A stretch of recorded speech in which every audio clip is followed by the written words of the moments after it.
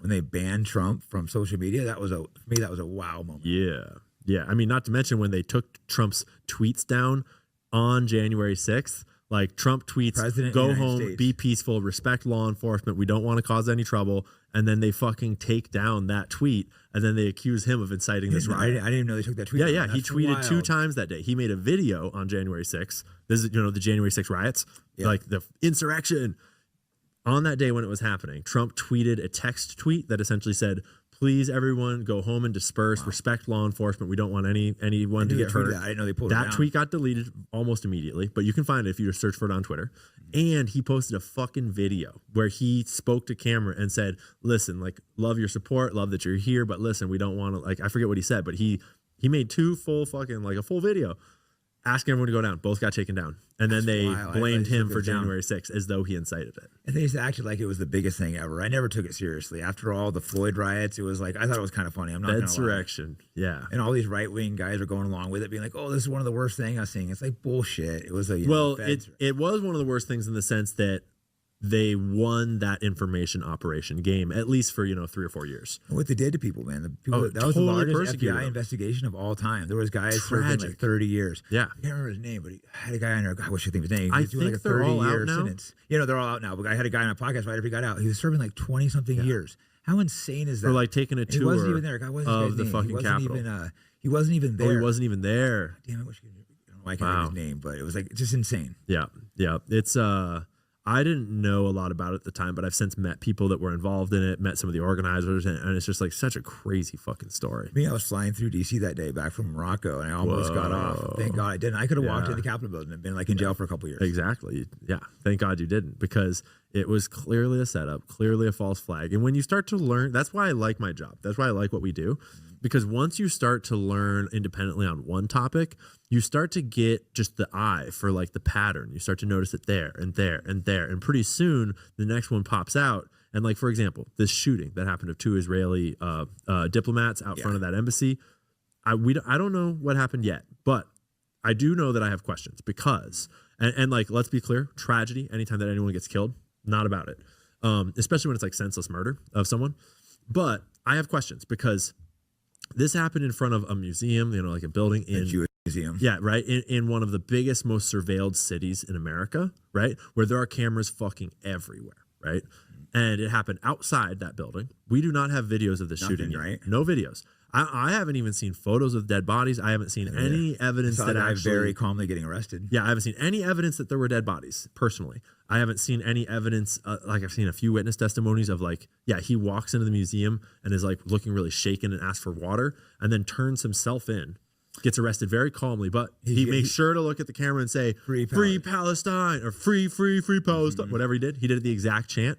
And I read, I've been so busy, haven't had the time to do the full dig, but I read that he actually had to tell the police where the gun was because he had stashed it somewhere allegedly outside. So you start to see this whole pattern emerge where it's like, let's fucking look into that because that's not how most shootings go. I had Dawson come and break down the RFK one. The guy, Saran. He had the magazine of like a Palestinian article with him. It's like, come on, but he's really tied into the mafia and stuff. Yeah, even RFK Jr. is willing to talk about how Sirhan was not the guy. RFK Jr. is an interesting one because we both really like his health stance, but then his Israel is just kind of Israel's been atrocious long before he got into office, into his position. But that being said, like maybe it's his genuine position. I don't know. But it's a pretty fucking weird genuine position. Yeah. And I know that not everyone else around him holds that position. And so I wonder about the whole ex-wife thing.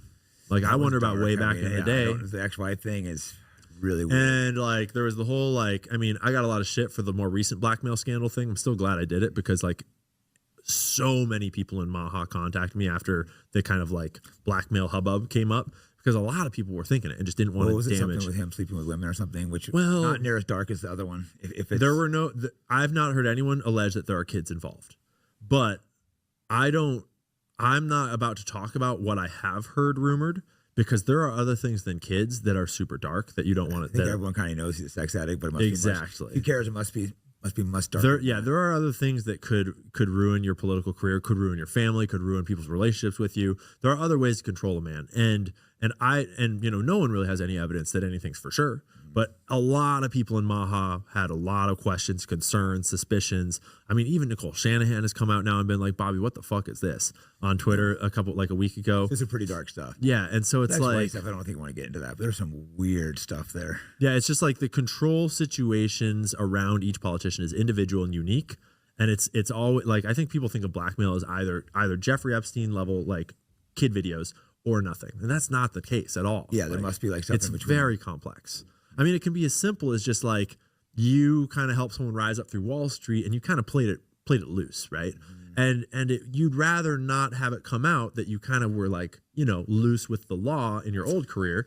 And this is not about Bobby. This is just a prison sentence. It could be all kinds of stuff. Yeah, I didn't think or of the that. tarnishing of your image, or it could be something about your wife's past, or it could be something about your child, or it could be something about your grandkid, kids right? And stuff involved, stuff like that. Yeah, it gets like it could be stuff that's like maybe it's actually not illegal, or even like maybe we would all forgive it, but it's something that like his family would be destroyed by, that kind of thing. Yeah, like think about that. That's interesting because they're dirty. They'll do anything. Yeah, and at this point, like he seems to be doing good stuff. He seems to be like, which is why it's so disappointing because it's like talking about the vaccines and food, and he's they say he's willing to investigate anything because there's so many. We don't know what's causing. Clearly, something's wrong. Exactly, people that are sick and dying and unhealthy and obese. Like, clearly, something's wrong. Giant poisoning system. And so the way I see it is like he is doing stuff, and hopefully it works. But ultimately, we don't need him. Like everyone's awake to the whole Maha concept now. Everyone's awake to that we're getting poisoned. Everyone's awake to the captured systems. And so it's like whether or not he's blackmailed, whether or not he's all or partially controlled, whatever. Like he got the ball rolling at least, and like it's gonna keep rolling regardless. That's not a genie you put back in the bottle. Well, same thing with MAGA. It's like I don't know which we can go without Trump. It's like I know he started it and he was great, but this Israel thing, unless he turns in Israel, we're gonna move on without him. But here's the thing: is that next election, it's going to be JD Vance. They're going to run JD Vance. And the moment you start digging into the JD Vance Peter Thiel connection and you think like, this dude got a book deal, got this great book written about him, and then got a Netflix fucking movie made about him like the year before he becomes the vice president, that's a little sus. Did he write his own book or someone else write it? I mean, I'm sure he wrote his own book, right? So I would imagine that was ghostwriters. Yeah, I would think. And I don't know if he's like totally an ingenuine guy. I love him. When I watch him on TV, when I watch him in the debates, he was fucking amazing. Like, but is that him being amazing at his job, or is that him being an amazing person? He's a bullshitter. Yeah. So I have concerns about like if JD Vance is our guy next cycle, shit's gonna get real interesting. Yeah, I want Thomas Massey or someone like that.